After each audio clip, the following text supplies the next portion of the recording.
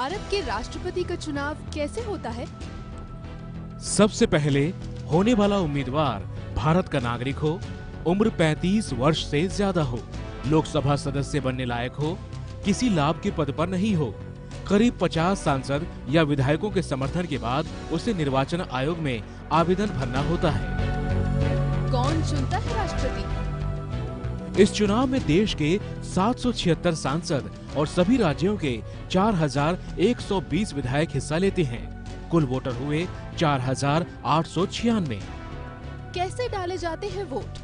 राष्ट्रपति का ये चुनाव वोटों की संख्या पर नहीं बल्कि वोटों के मूल्यांकन पर आधारित है। विधायकों के वोट मूल्यांकन के लिए किसी राज्य की जनसंख्या से उसी राज्य के कुल विधायकों की संख्या को भाग कर दिया जाता है। जो संख्या आती है उसे फिर से 1000 से भाग कर देने पर एक विधायक का वोट मूल्य निकलता है।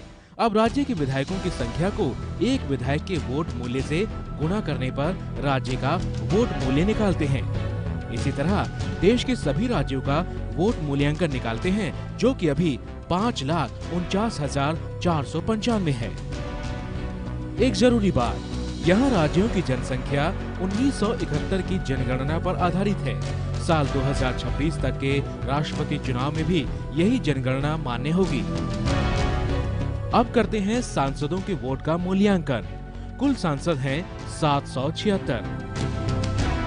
कुल सांसदों की संख्या को कुल विधायकों के वोट मूल्य से भाग देने पर एक सांसद का वोट मूल्य निकल जाता है, जो कि 708 है। अब एक सांसद के वोट मूल्य को कुल सांसदों की संख्या से गुणा करने पर सभी सांसदों का वोट मूल्य निकालते हैं। कुल सांसद वोट मूल्य है 5,49,408। अब सांसदों और विधायकों के वोट मूल्य को जमा करके हम राष्ट्रपति चुनाव में पड़ने वाले कुल वोटों का मूल्य निकाल सकते हैं, जो कि है 10,98,903। चुनाव जीतने के लिए कम से कम 5,49,442 वोट चाहिए। सांसदों को वोटिंग के लिए हरा और विधायकों को गुलाबी मतपत्र दिया जाता है। इसमें उन्हें सभी उम्मीदवारों को अपनी पसंद के हिसाब से क्रम में डालना होता है। कैसे की जाती है वोटों की गिनती?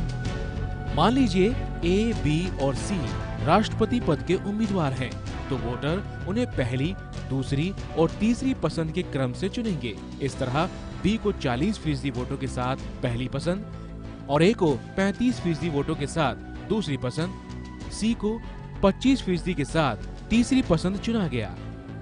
सबसे कम वोट पाने वाले को रेस से बाहर कर दिया जाता है और उसके वोटों को पसंद के क्रम के आधार पर बी और सी में बांट दिया जाता है। इसके बाद जिसके वोट 51% या उसके पार हो जाएंगे, वो राष्ट्रपति घोषित किया जाएगा।